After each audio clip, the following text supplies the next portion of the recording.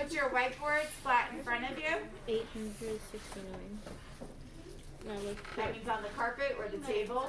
put 4, close your expo markers or put your pens and pencils down in front of you on your whiteboards. 3, turn your body so that you're facing the screen. Looks like everyone's ready. Good. 2, we're on level 0. And 1, 100%. Awesome job getting ready. Let's start with 3 times 3. Raise your hand if you would like to share out the strategy you did or the answer. Jayana, I saw your hand up. What is 3 times 3? Yes, why do you know it's 9? Or how did you know? You just counted, you might have just known. Maybe you learned this when you were in 3rd grade, 2nd grade, and it's stuck in your head. It is now memorized. So awesome job. I knew Ricardo had it memorized. I was working with him and he just wrote it out. He didn't have to show me any strategy or thought to that answer. All right, now we're getting a little more complicated. 3 times 20. Terrence, what did you get? 60. And why did you get 60, or how do you know? 3 times 2. I'm asking Terrence. Well, 3 times 20. You could add like 20 plus 20 plus 20. Awesome. Why did you add it 23 times? Because the first number is 3.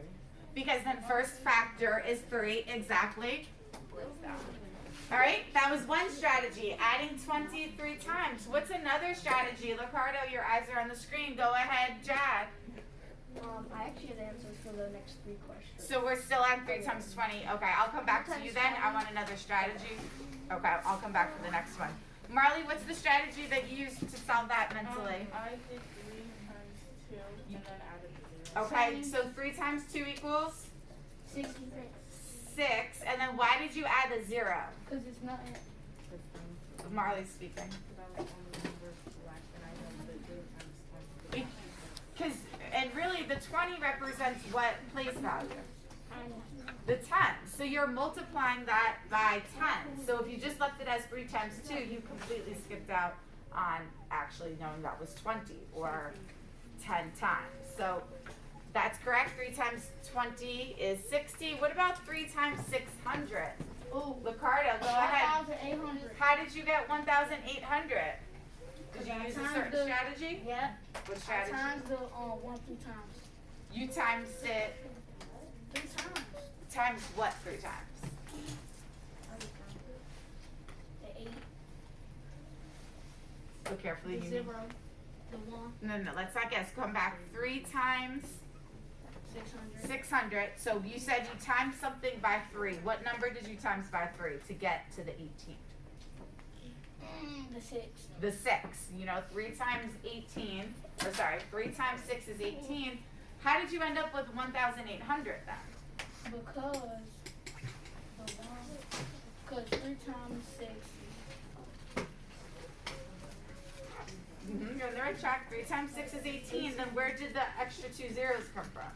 It was already 600. Because we're multiplying by 600. So if you're doing it like that trick, where you're just adding on the zeros depending on the place value, in this case we're in hundredths, so you had to add on those 2 extra zeros. Where Terrence, what else could you have done with the same strategy you used before? You could have did what to the 600? You could have did 3 times 6. No, 3. 600. 3 times. 3 times. So add how you added the 23 times, you could have added the 600 3 times. Did anyone else use a different way? Jad, sorry, I was supposed to come to you. I was gonna answer the last question. I thought it was going to. Okay. And I already promised Peyton, but we'll definitely come back to you. Did you do any other strategy or thought process for 3 times 600? What I did is I have actually multiple different strategies, but the one I used for this one is I like to make it a bit more complicated sometimes because it makes me, like, it's kind of like when you're building Lego set. You have to make sure you're not missing anything. So I cut the 600 in half, so then I made, since I was cutting it in half, I did 6 times 300. Wait, oh no, that's wrong. sorry.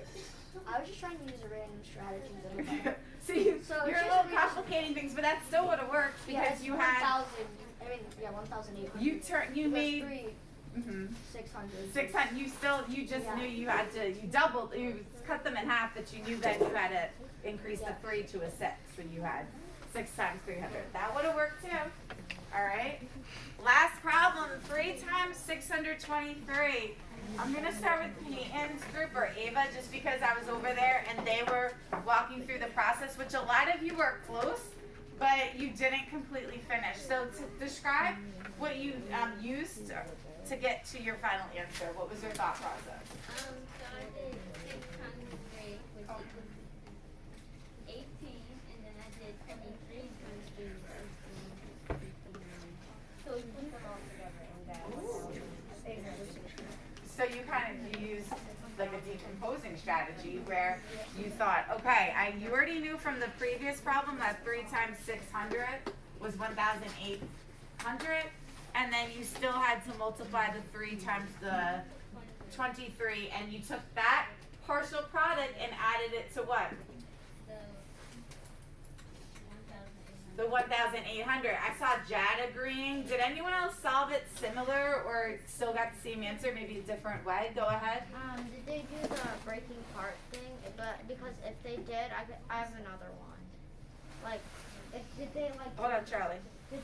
break it apart? So tell us what you mean by breaking it apart. Leave it alone. Like I did 600 plus 20 plus 3. So first I did. Nope. So they partially did it, but Oh. you can expand on that. Go ahead. I got another one. I could do 3 times 623 and